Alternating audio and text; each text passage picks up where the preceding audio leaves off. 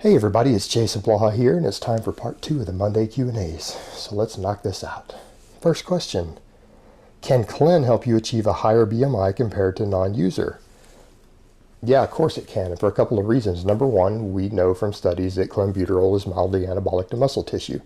If it's mildly anabolic to muscle tissue, it's probably going to allow you to have a little more muscle mass than someone who's not using drugs, or a little more than your potential. Now, as far as BMI, I'm going to assume you meant fat-free mass index, because BMI is a function of just eating. Anybody can get a massive BMI by overeating and being lazy. So I think you meant fat-free mass index. So the other thing to consider there is also that it is a fat burner. The biggest problem with people who are drug-free or natural is that they might have a fat-free mass index of 27 if they're fat, and it drops down to 22 after they cut. So the thing is that people who are truly natural, who cut really lean, usually lose large amounts of muscle mass. They start going under about 10% body fat. They start losing muscle mass pretty rapidly. And a drug like clen will allow someone to hold on to their muscle mass a little easier because it is a mildly anabolic fat burner. So yeah, it is very possible for someone to use a substance like clenbuterol to have a higher fat-free mass index when they get fairly lean than they would be able to have if they were completely drug-free. All right, next question. Hi, Jason. I'd like to know if you know any proven methods to lower estrogen in men. Thank you. The only way to really lower estrogen in men safely that's not a drug is going to be to get down to a healthy, normal body fat percentage. If you're obese, lose weight. Now, the other thing, a lot of people worry about this, and they obsess over estrogen levels when they're already in the healthy range. And if you're in the healthy range on estrogen and you do anything that actually lowers it, you're going to harm your muscle growth, you're going to potentially harm your health, you're going to harm your bone mineralization, bone density, all of those things. You're going to cause a higher chance of having joint injuries from your training. There is no reason for you to lower your estrogen if it's in the healthy normal range already. And if it's not in the healthy normal range already, and it's not because you're obese or you're not using another drug that's elevating it, you need to go see an endocrinologist. Quit worrying about natural remedies. You have an actual medical problem that is dangerous to your health, dangerous to your well-being, and you need to go see an endocrinologist and have him prescribe a drug to fix it for you. Quit worrying about these little natural methods to do so, and quit worrying about your estrogen if it is not outside the normal range. The worst thing you could do for your health or your gains would be to lower your estrogen too low if it's already at a healthy level. So quit worrying about this sort of stuff unless you have a medical issue. All right, next question. Your squat mobility routine, if you had to choose, I would go with what I do. I just do lots of deep pause squats. If you guys notice in my recent training videos, when I squat, I go pretty deep on my pauses. I don't do any mobility work for my squats. I haven't done any mobility work in almost 2 years for my hips or anything for my squats. I got there purely by getting my technique down, and pause squatting deep all the time has given me the mobility that I need. That's improved my mobility. So once you're actually using good technique and doing full range of motion and pauses, that becomes your mobility work. Now, for people who don't have good mobility yet, things like DeFranco's Agile 8 are good choices. Any sort of proven method like that. But once you get to a certain point in your training, you shouldn't need a lot of mobility work, particularly for things like hips. All right, next question. What are your thoughts on stretching for flexibility or mobility movements while resting between sets? I don't think you should do anything while resting between sets. You're resting between sets to regain your strength so you can perform better.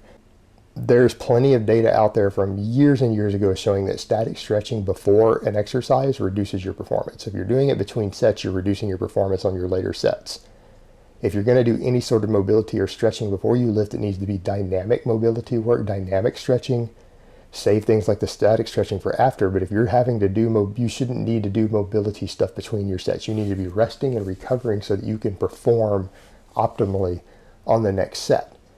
Don't do stuff like that's going to weaken your performance, because if you're weakening your performance, focus on mobility, you're going to gain less strength, you're going to gain less muscle, you're going to reduce the benefits of the actual weightlifting. Separate your mobility work from your strength training work. All right, next question. I like to deadlift using a regular grip without wrist wraps, but my grip gives out before my back does. So is it worth using wraps or on the heaviest sets or just continue without wraps to build my grip strength up? You need to work on your grip strength. Go ahead and continue to pull without straps and do additional grip work on there. If you start doing more strapless work in general, start doing all your rows without straps, all your deadlifts without straps, do additional grip work, farmer's walks, barbell holds, get you some captains of crush grippers, work on your grip and quit using the straps as a crutch if you want to actually have a good grip. All right, next question. Hey Jason, if you train hard, lift and do cardio consistently throughout your life and have decent nutrition, is it possible to age gracefully and avoid things like diabetes, hypertension, heart disease, cancer, osteoporosis, and decrease mobility when you're really old, like in your 80s? Is it possible to completely remove these? No. Will the lifestyle dramatically lower your chances of having them or lower how bad they are? Yes, absolutely.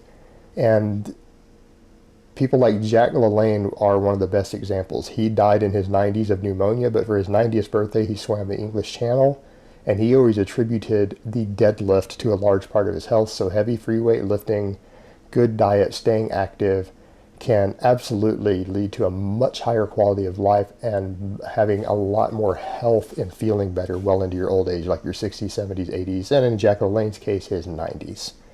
So absolutely, there's plenty of data showing that all of these conditions are lowered. The chances of developing them are lowered, and in some cases they can be reversed through purely lifestyle factors. So yeah, you can age a lot more gracefully. And remember, we have a lot of pharmaceuticals out there that are helping with that as well. All right, next question. Jason, people start using HCG to lose weight here in Brazil for both men and women alongside with a proper diet, blah, blah, prescribed by endocrinologists. I'm not going to read the whole thing. Okay, HCG was theorized in the 1950s that HCG would help lose body fat. It was tested, studied, and we found that HCG does absolutely nothing to help lose body fat or to suppress appetite. This is a complete scam. This is the same nonsense that was used to start the FDA diet, which was later fined by the FDA, fined millions of dollars, and I think the company was shut down because of the HCG diet in the US. So these doctors who are prescribing this are looking at an old theory from the 1950s that was debunked, and they're prescribing people a drug that does absolutely nothing whatsoever towards their goal. It's bullshit. HCG will not help you lose body fat in any way. All right, next question and last question of the week. Jason, what is your opinion on the killing of Cecil the lion?